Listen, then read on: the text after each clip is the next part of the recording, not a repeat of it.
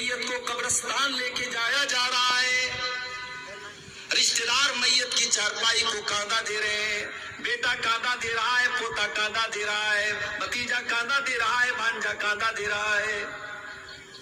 جو اپنی اسکارپیو سے، اپنی فارچونر سے گاؤں گاؤں نگر نگر گھوما کرتا تھا، آج 4 لوگوں کے کندھے پر سوار ہو کر کے اس کی چارپائی قبرستان جا رہی ہے۔ قبرستان پہنچ گیا، قبر تیار ہے، قبر میں میت کو اتارا جا رہا ہے۔ ہائے ہائے، جو اپنے کمرے میں بھی کبھی 0 واٹ کا بلب بند کر کے اندھیرے میں نہیں سویا تھا، آج قبر میں کوئی لیمپ نہیں، کوئی لائٹ نہیں، کوئی روشنی نہیں، قبر میں اس کو ڈالا جا رہا ہے۔ اس میں زہریلے جانور بھی آ سکتے ہیں، اس میں سانپ اور بچھو بھی آ سکتے ہیں۔ اس قبر کے اندر اس کو اتارا جا رہا ہے۔ قبر میں اتارا گیا، بیٹے کی آنکھوں میں آنسو ہے۔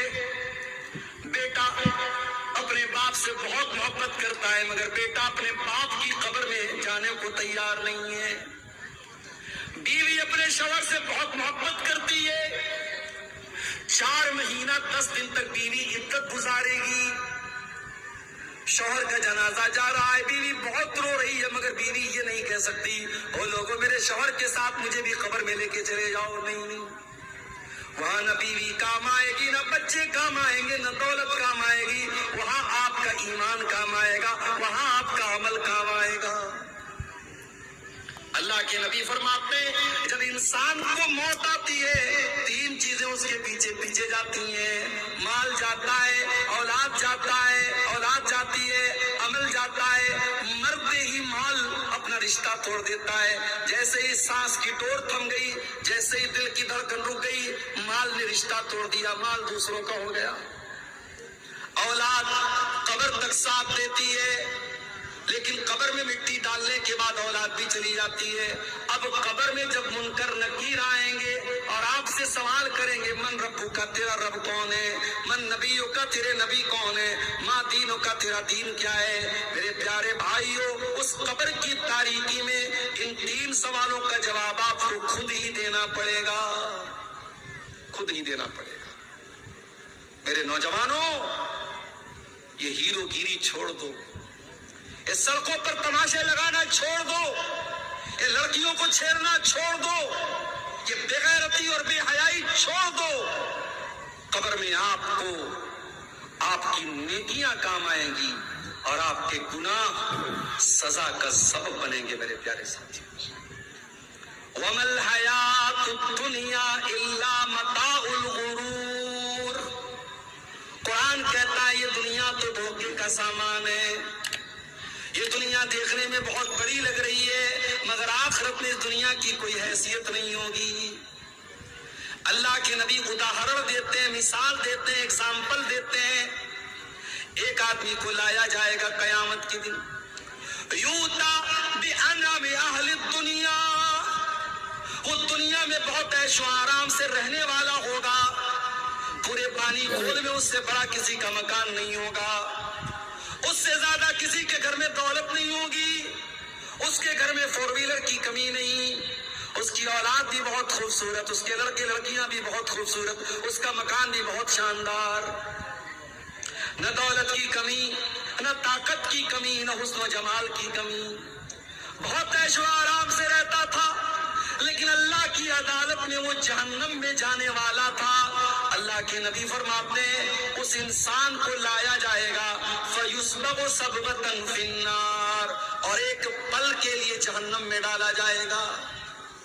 میں تو بنارس کا رہنے والا ہوں، ہمارے یہاں کپڑے کا کام ہوتا ہے، یہ جو ہم کپڑا پہنتے ہیں نا، اس میں جو ایک ایک دھاگا ہوتا ہے، اس کا پورا پروسیس میں نے اپنی آنکھوں سے، ہمارے گھر کا کاروبار ہے، ہمارے باپ دادا یہ کام کرتے چلے آئے۔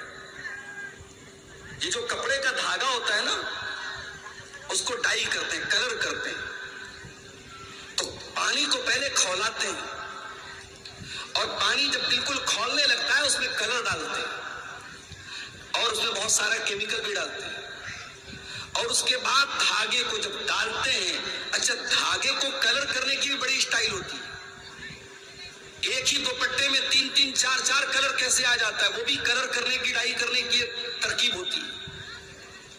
تو جو کلر کرتے ہیں کپڑے کو یا دھاگے کو، کبھی آپ نے دیکھا ہوگا دکان وغیرہ پر کہ وہ برتن میں پانی گرم کرتے ہیں اور کپڑے کو ڈال کر کے فوراً نکال لیتے ہیں۔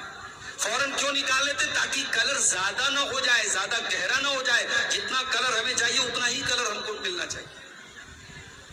اللہ کے نبی کے الفاظ پر غور کرو۔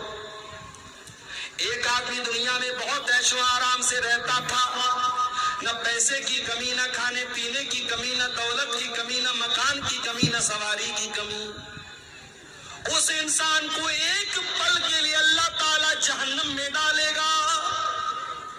جس طریقے سے کپڑے کی رنگائی کرنے والا کپڑے کو برتن میں ڈال کر کے نکال لیتا ہے، دھاگے کو ڈال کر کے نکال لیتا ہے، اللہ تعالیٰ جہنم میں ڈال کر کے ایک پل کے لیے نکالے گا۔ اللہ پوچھے گا، اے میرے بندے، حل رأیت خیرا قط، حل مر بک نعیم قط، اے میرے بندے کیا کبھی تو نے کوئی بھلائی دیکھی؟ کیا کبھی تو نے کوئی نعمت دیکھی؟ کیا کبھی تو نے کوئی سکھ دیکھا؟ کیا کبھی تو نے کوئی خوشی دیکھی؟ کیا کبھی تو نے کوئی عیش و آرام دیکھا؟ ساری زندگی عیش و آرام میں گزارنے والا وہ انسان کہے گا، ما رأیت خیرا قط، اے اللہ میں نے کبھی کوئی بھلائی نہیں دیکھی، میں نے کبھی کوئی سکھ نہیں دیکھا، میں نے کبھی کوئی عیش و آرام نہیں دیکھا۔